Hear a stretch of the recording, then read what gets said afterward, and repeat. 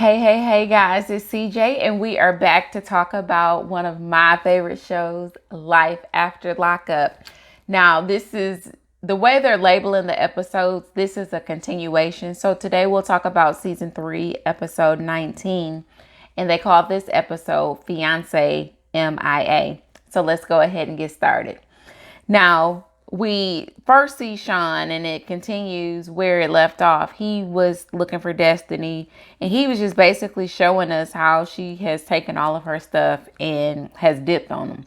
So he's talking about how crazy things have been since she's been released, the stuff that's been happening with between she and Kelly and her attacking him, just like crazy stuff, all the things that they have gone through since she's come home.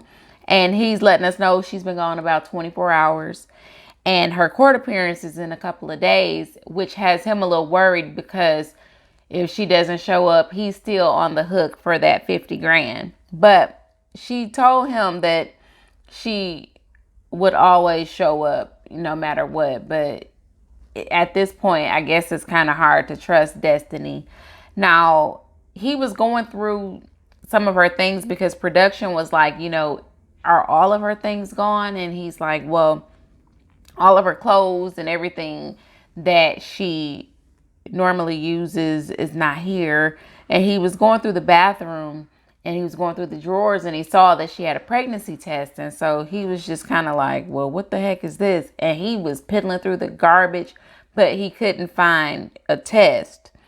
Now, we see Destiny at this point and she's driving and she has made it all the way to Fresno. And so she's in Fresno and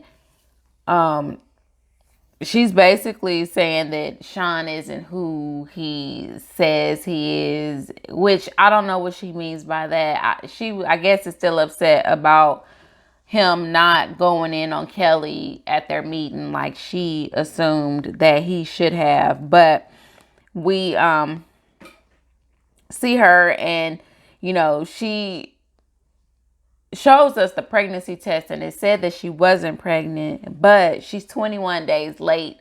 So she believes that there is a possibility that she could actually be pregnant. So I couldn't really get into their story because all it was Destiny complaining that her stomach hurts and she was going into the bathroom at the gas station and she was FaceTiming her mom and her mom was like, yeah, you could be pregnant, Destiny. You need to get to a hospital. She doesn't want to go to a hospital because I guess this pregnancy that she may be experiencing is the same kind that she had experienced before, where I guess the baby was actually forming in the fallopian tubes. Y'all correct me if I'm wrong because I wasn't quite sure. I kept zoning in and out during her segment, but I believe that's what she said, and she thinks that that could be the case now, which is why her pregnancy test is, I guess, is reading a false negative, but I don't know. So we'll figure this out. She's probably more than likely going to have to go back to Sean because somebody's going to have to take her to the hospital and that's how she'll end up back with him. But anyway, we then go to Michael. We see Michael is in his hotel room and he is putting on what appears to be like a bear costume, like this giant like head and this fuzzy suit, and he just casually strolls past the woman at the front desk and she was just like, have a great day. I'm sure working at a hotel she sees some of everything, so nothing surprises her at this point. But he says that he wants to go and spend time with his girls, and this bear, I guess, was a persona that he created or character that he created while he was in prison to bond with Ariana. I think that's the biggest girl's name. But anyway, Malcolm and Sarah are at the house and Malcolm's still in town, as Sarah told Michael. And Malcolm just happens to go and get, coffee or breakfast for them. And while he was gone, Michael showed up.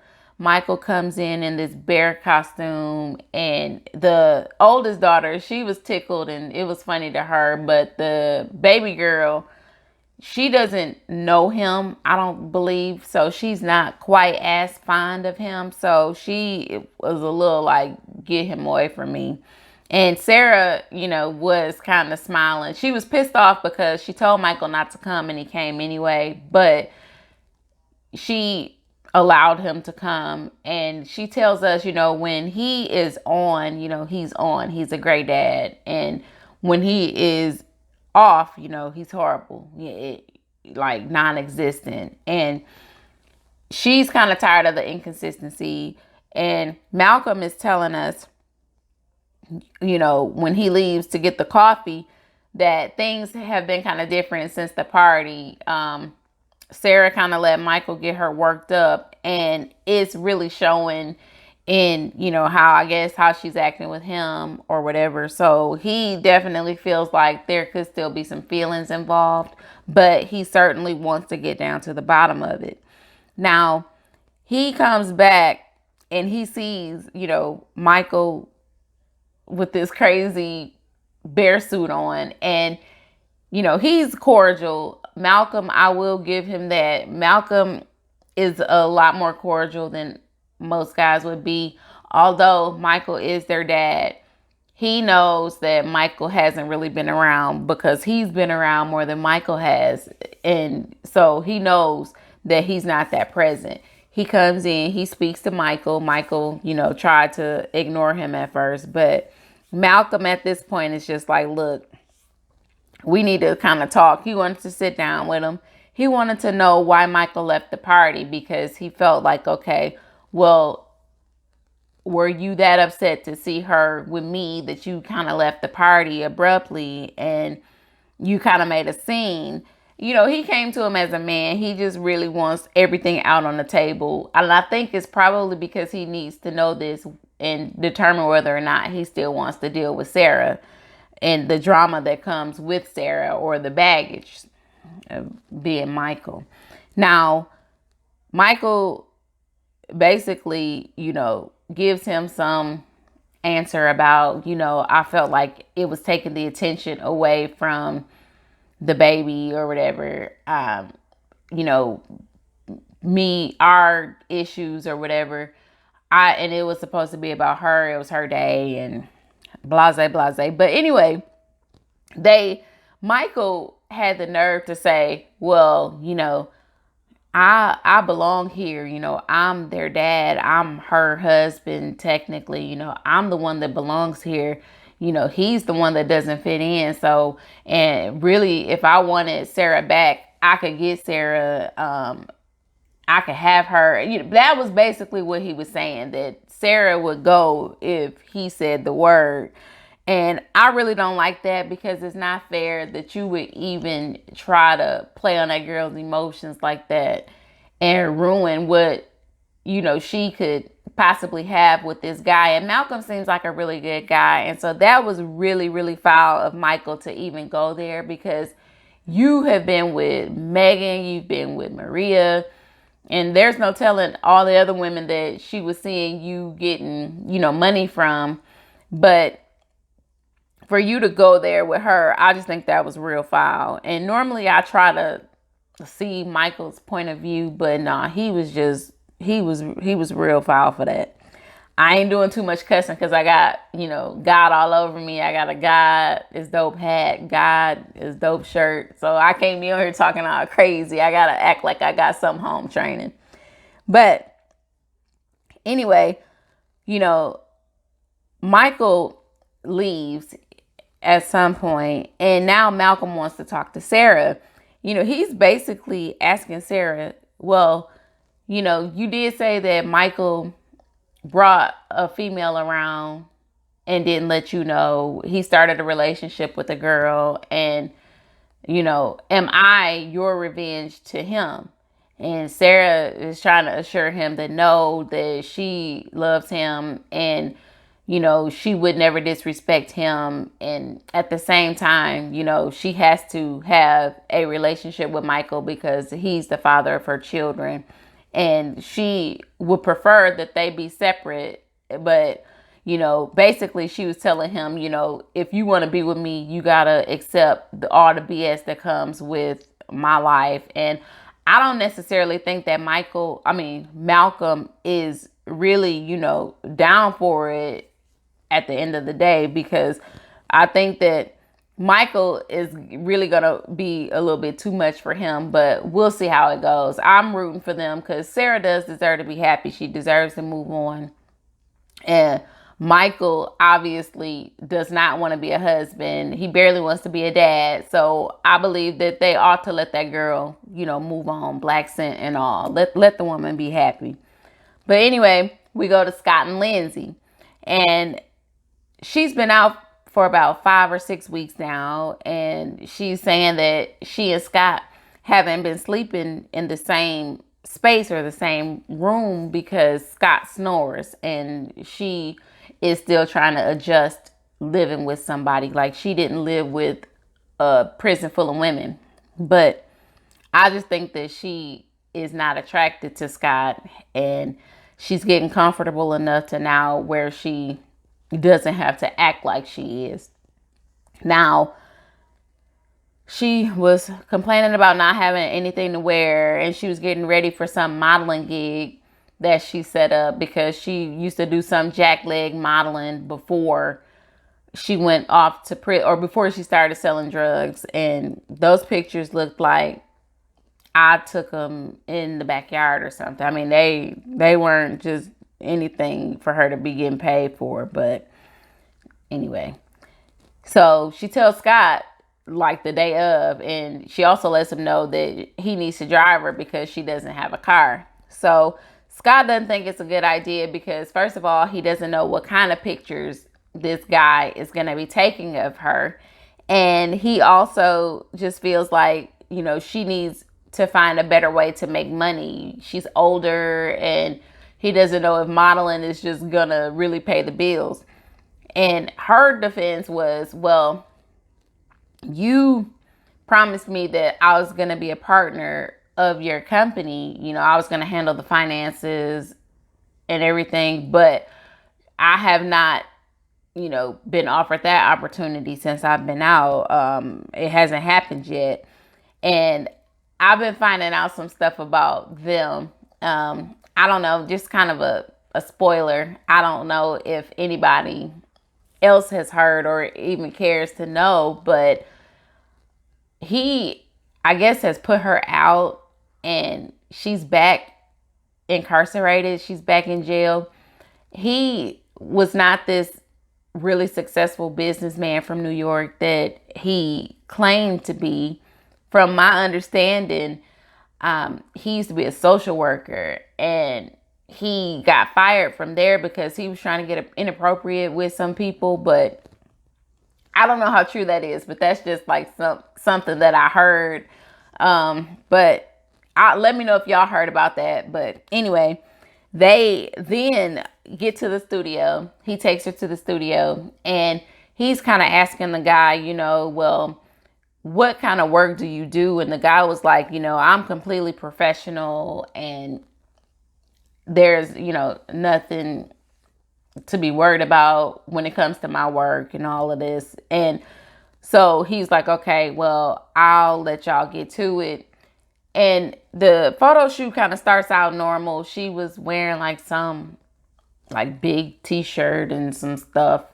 And then it got racy. She was in like a bikini, and she was doing all this other stuff. So I'm thinking that she's gonna do like Heather or whatever, and get more of the, I guess, trying to sell, sexual images. But she says Scott ain't letting her be a part of the business, so she feels like she got to make money somehow.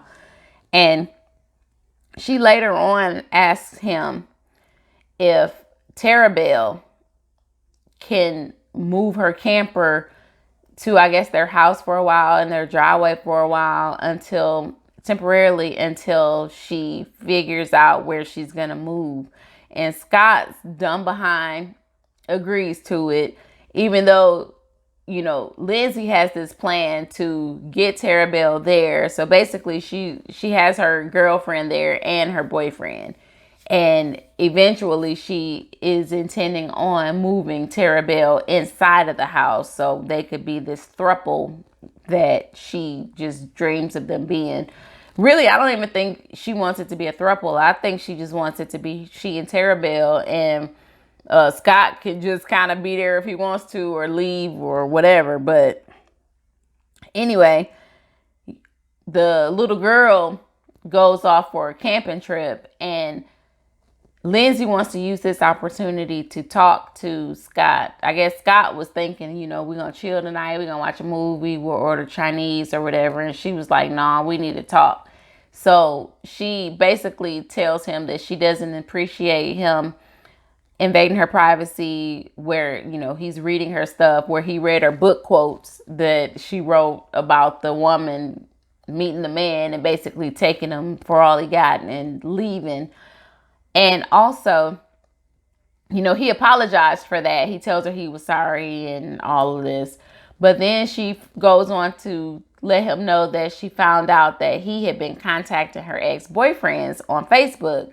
I guess he reached out to some of her exes and basically was just asking what they could tell him about her, or should he even be getting involved with her. And they told her. And so she confronted Scott about that. And that was pretty much where their segment left off. So we'll get to see his answer, I'm guessing, next week or whenever they show him again. And then we go over to the West Coast where we see Lamar and Andrea. Now, Andrea is getting Priscilla ready for school. I guess she's being homeschooled and she's getting ready to go to work. So she has gotten back into the real estate field. And I guess she's making the majority of the money, and Lamar is still kind of dibbling and dabbling in the music. And I guess Andrea is like the breadwinner at this point.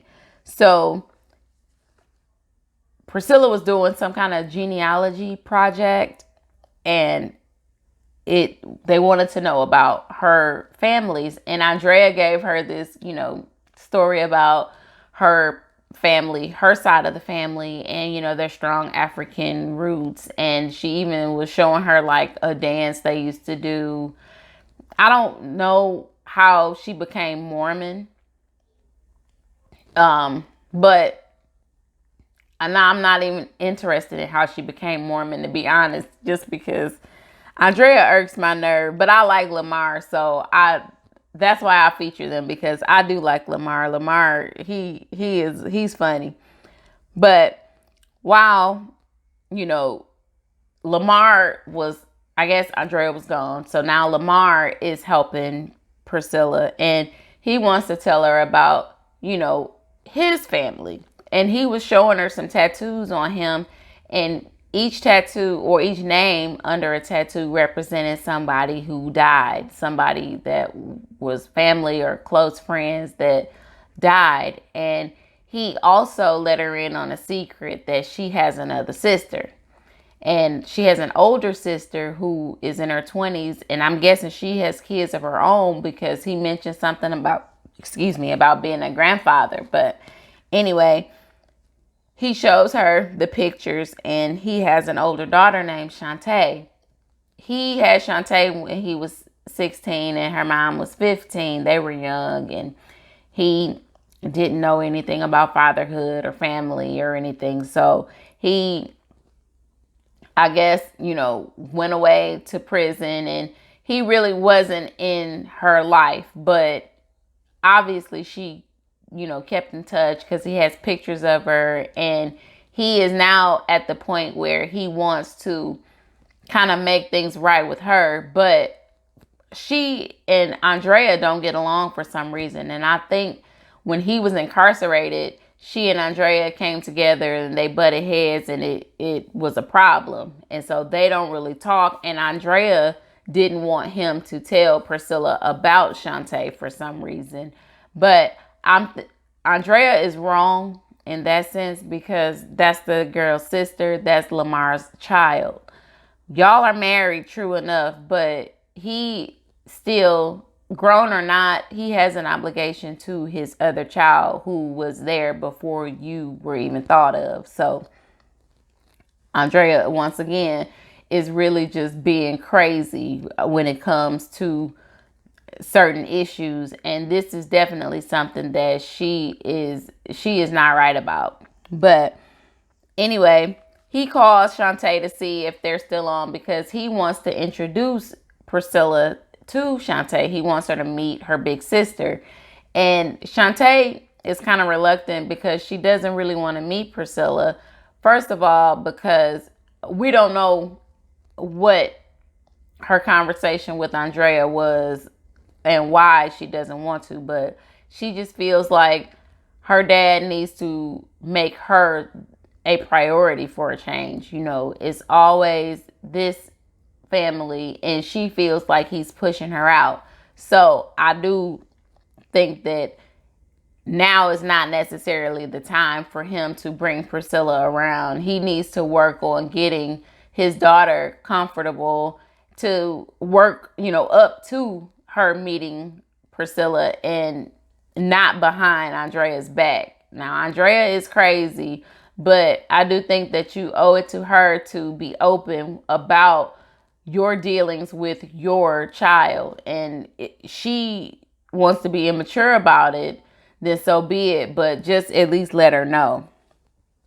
And he's just basically trying to be Mr. Fix-It. He's trying to fix this side, and he's trying to keep this side happy. And it doesn't seem to be working right now. So we will see what happens with them as the season goes on. And then we go to Brittany and Marcelino. Basically, Brittany turns 30. And Marcelino, to honor and celebrate her, he throws her a 30th birthday party. He invites all of her friends. And her friends, all of them look like they have lived a hard life. Everybody, a hard life. Everybody just looks rough. And Brittany, you could tell that she has probably cleaned her life up the most, just because she doesn't look as hard or rough around the edges as her friends do. But they all kind of share that bond that, we were out there, we were wilding out, and probably all did some time. I know she and Amanda had done some time from when we first met Brittany, but everybody seems to have gotten their lives together, which is really good to see. And her sister calls her to wish her a happy birthday, and also, to find out if her mom has called her. And it was kind of on a high note. And then when the sister mentioned the mom, the mood just kind of changed. Brittany's mood changed. And she basically was like, nah, she has to get her stuff together before she approaches me, because I'm done with her until she can show that she has changed. And she had another sister there who, they were kind of sharing a moment, and she was telling her, my first memory with mom was her taking me to a crack house. And obviously the sister didn't go that route. She went off to college and everything. And she even let Brittany know that, I was ashamed of you at one point when you were out there on drugs, wilding out. And then you became my hero. You cleaned your life up. You went to prison. You came out, and you were determined to get it right. And you did. And, I'm so proud of you, and blah, blah, blah. So they're all, extra emotional and crying and all this other stuff. And so Marcelino wanted to lighten the mood. And I guess his idea of lightening the mood was to throw a cake on Brittany. So he threw the cake on her. It's flying all over her friends, and she was throwing it back at him. And I thought that everybody was laughing and having a good time, but you could tell some of them were like, damn, you throwing cake. And it was just like crazy. And the next thing we know, Brittany goes into the bathroom. She was saying how she spent all this money to get her hair done because she's blonde now. She, changed her look, and the blonde looks nice on her. It looks good on her. And she was saying, she called him a bald son of a bee, and that made him mad. And it was like, okay, party over at this point. He got mad, he left, and he was just saying how, she is ungrateful, all the stuff that, he's done for her, and this is how she wants to repay him by calling them names and being disrespectful and blah, blah, blah. But anyway, that was the end of the party and the end of their segment. So I just think they just wanted to try and hype up their storyline a little bit. But anyway, so then we get to Chevelle and Quaylon. Now, the scene opens up with Chevelle throwing Quaylon's out of the window. I mean, she was throwing all his clothes. She was getting rid of him. She was fussing and cussing, and she was like, yeah, you want to cheat on me and blah, blah, blah. You ain't who you say you are. And I mean, she throwing the clothes out the window. And then, she goes and sits on the curb. Now, she tells us that Quaylon had been a little standoffish and a little distant. And come to find out, he was sleeping, and she went through his phone and she saw text messages that basically confirmed that he has been sleeping with another woman. She didn't say how many, but it was one in particular that she saw, and it was just like, yeah, I want some more of that. So basically, it confirmed that she had been getting the D and wanted some more. So he whoever the producer was very, very petty. And so they were like, well, did you talk to the girl? And she was like, I started to call her, but I didn't call her. And so they were like, well, do you have her number? And she was like, yeah, I got it. And so they were like, well, you should call her. So she calls the girl. They done hyped her up to call the girl. And at first, the girl was trying to act like she didn't know who Quaylon was when Chevelle confronted her. And then Chevelle kept, getting buck with her. And so then the argument ensued, and the girl was basically just like, well, I've been knowing Quaylon, and they've been seeing each other for all this time. So basically, he had been seeing her or talking to her while he was locked up, and talking to Chevelle too. But I guess Chevelle just made the cut as his main woman, and this other girl was just somebody he was seeing or talking to, and then was screwing, I guess, on occasion when he got out. But he happens to call Chevelle while she was, still in her interview, her confessional, and she was just like, wow, Quaylon, really, really? And he was like, what are you talking about? And she was like, so you've been cheating? You've been cheating? And he was like, what? No. So he was just, sticking to his guns. He has not been cheating on her. He don't know what she's talking about. And so she was just like, God bless you. Have a good day. And he was like, God bless you too. I'll see you when I get home. And I'm just like, oh my Lord. So, he was just playing completely dumb, and Chevelle was not buying it. So she feels like at this point, she's just been conned by Quaylon. Quaylon has gotten all this money out of her, all of this time and everything, and only to go and play her. And so she feels like everything that he had been telling her was a lie. And what kept pissing me off was she kept on bringing up the daughter and how the daughter calls him daddy. And what I don't understand is, why does she call him daddy? And she never goes into any kind of detail or anything about the girl's biological father. Where is he? And I understand, I get, he may not be present. I don't know their backstory or background, but I don't think that, and she clears it up and she says that she never told her to call him dad. She did that on her own. Okay, she might have, but you as her mom should have put a stop to it. Like, that's not your daddy, don't call him that or whatever, because it, in a sense, it didn't do anything but melt Chevelle's heart. She was just seeing that, she is so connected to him. And so that just made her fall for him even more. And we saw that, he's not ready to be married, even though he has bonded with this little girl. He's not her dad. And it's not fair to put that hat on him. But anyway, she is saying, he's got her name tattooed on him twice, and he even has the word loyal tattooed on his face or something, but he has no idea what being loyal is about.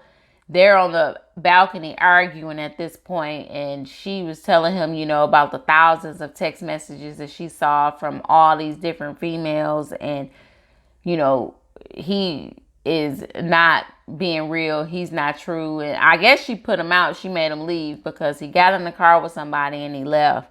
And we saw Quaylen looks a little different. He's lost some of that prison weight. He's lost some of the weight that he had gained in prison. And it looks like he's gotten more tattoos on him, and he's got some golds. He looks a little like darker. And when I say darker, not like in complexion, but like overall, like he just looks like he is,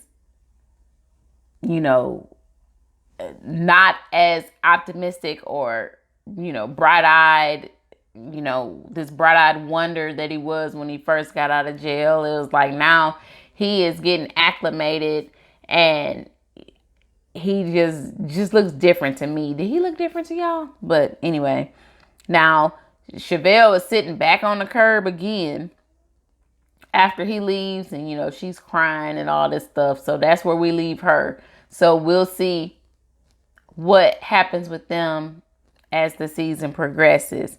And then lastly, Lacey and Shane. They were talking about the pregnancy, and Shane was telling us how he wasn't expecting triplets at all, and he is scared AF. Lacey just tells him that he doesn't need to focus on changing diapers and all this other stuff. She'll handle all of that. She just needs him to be a provider. He's going to have to provide for the 3 new babies, her 3 children, herself. He's going to have to be that provider. But what can this 22-year-old felon, ex-con, what is he going to really be able to do to provide for a family that large? And she even mentioned, well, when we bought this house, we bought it with the intent of having 1 more child, and we got 3 on the way.